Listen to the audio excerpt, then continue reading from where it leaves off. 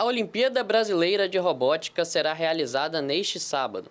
Aberta ao público, o evento será sediado no Instituto Marcos Freitas, no Recreio dos Bandeirantes, e vai contar com 76 equipes e mais de 320 competidores de diferentes regiões do Rio. A Olimpíada Brasileira de Robótica é considerada a maior da América Latina na área.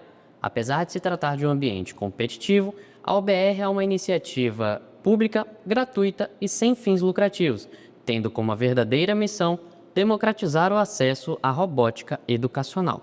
A competição é formada por estudantes de 6 a 19 anos. Durante as provas, os jovens simulam situações reais que precisam ser solucionadas por robôs autônomos construídos por eles mesmos.